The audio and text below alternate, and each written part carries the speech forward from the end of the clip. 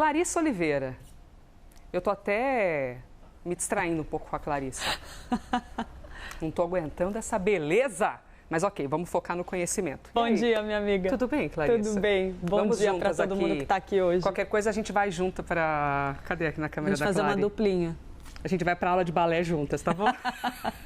Eu não sei, bailarina nunca foi muito meu estilo, mas vamos. Eu também tenho uma coisa meio desengolçada, talvez não daria muito certo. Vem cá, mudanças de governo, a gente já sabe, beleza, mudar ministério é normal, eu sei que todo governo vem com esse papo, né? Não, gente, está tudo bem, mudar é normal, mas a gente está falando de tentar segurar um apoio no Congresso, porque se um partido desembarca, como é que fica a vida desse governo dentro do Congresso, que, para dizer o mínimo, é bem difícil, a do Lula no Congresso, né? Pois é, Elisa, mas você pode perder de um lado e usar essas posições para contemplar do outro. Ah, é? Tem isso? É essa discussão que está em andamento dentro do governo federal neste momento. Uma vez confirmada a saída de Celso Sabino, se é que ela vai se confirmar, tem toda essa possibilidade de uma licença, de eventualmente ele tentar fazer um somebody love aí para conseguir se manter no cargo.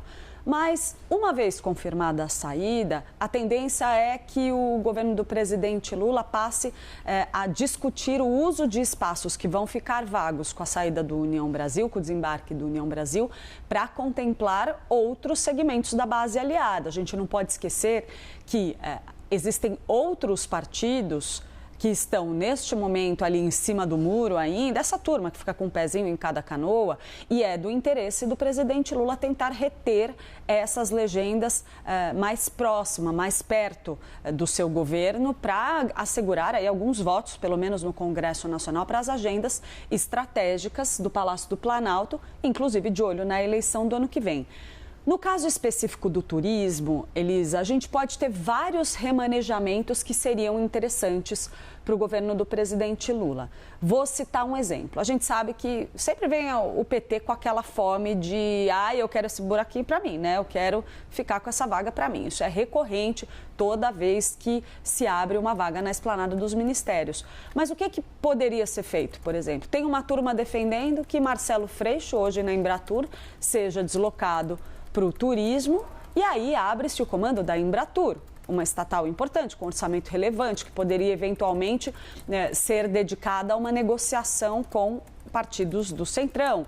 Legendas como, por exemplo, o PSD, o MDB também. O MDB, vamos lembrar, é o partido do governador do Pará, Helder Barbalho, que tem sido um fiel escudeiro aí do governo do presidente Lula, inclusive em meio a todas as negociações da COP30. Então, poderia, de alguma forma, também ser contemplado nas discussões redistribuição de cargos dentro da esplanada dos ministérios. Lembrando, a gente não está falando só do Ministério do Turismo. A gente está falando de cargos indicados, preenchidos pela União Brasil em várias esferas de governo. Então, essas posições de segundo, de terceiro escalão, também podem servir para uma negociação. É aquele velho toma lá da cá. Em época ali próxima de eleição, a gente sabe como o jogo funciona. Então, tem uma equação bastante delicada para ser feita pelo governo do presidente Lula, para reacomodar espaços e tentar reter o apoio de algumas siglas estratégicas. Eu citaria aqui especificamente duas siglas que podem ser muito interessantes, aí que estão mais ao centro para o governo do presidente Lula reter. O PSD, de Gilberto Kassab, evitar que o partido acabe se bandeando demais ali para o outro lado. Existe um flerte muito grande com a ideia de uma candidatura presidencial de Tarcísio de Freitas, por exemplo, nesse campo. Seria interessante fazer um agrado agora. O MDB também, como eu estava citando agora há pouco. Mas você tem também aqueles partidos da base aliada, mais fiéis ao presidente Lula, que vão querer ser contemplados de alguma forma. Você tem PSB, você tem PDT. Tudo isso entra nessa equação. Lembrando, Vai ter outras mudanças daqui a pouco, né, Elisa?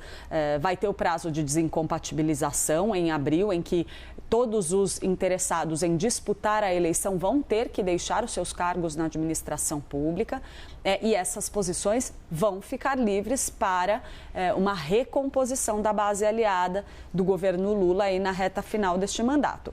Vamos esperar para ver como vai acontecer essa conversa entre Lula e Celso Sabino, se essa história de licença tem alguma chance de prosperar. Eu, pessoalmente, acho um grande sambarelove, porque é muita cara de pau o partido querer manter o controle do ministério com uma figura que é filiada à legenda, fazendo todo esse escarcéu de eu estou indo para a oposição, porque na prática seria isso. Celso Sabino continuaria filiado à União Brasil e permaneceria no governo. Me parece ali uma equação um pouco torta demais que tende a despertar muita reação nos setores que querem essa posição livre. Eu ouvi de um aliado do presidente Lula ontem, um integrante do governo, que essa história de eventualmente deslocar Marcelo Freixo estaria crescendo.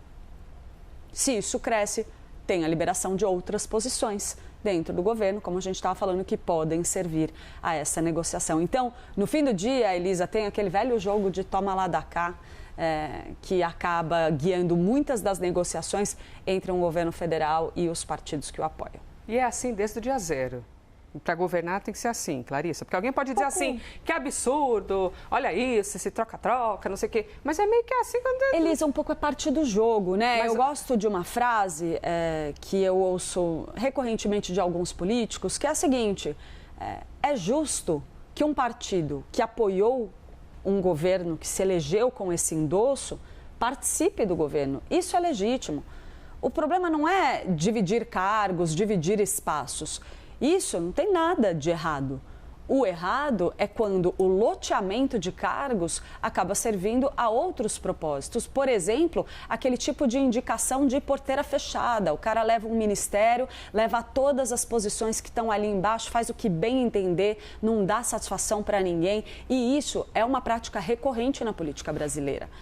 Então, o problema está muito mais no toma lá da cá do que na partilha de espaço, na divisão de um governo que se elegeu com o apoio de vários partidos. E aí tem aquela velha história também, e o presidente Lula tem toda a razão quando diz, o pessoal quer um naco do governo, mas não está votando com o governo federal.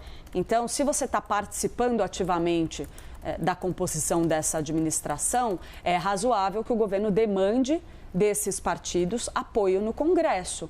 Apoio para as pautas que são importantes para este governo. É o mínimo. Se a pessoa senta na cadeira, ela tem que apoiar o projeto do qual ela participa. É o mínimo que se espera dentro de uma divisão sensata de poder. Agora, a gente sabe que nem sempre funciona assim, ainda mais com esse centrão que a gente tem aí.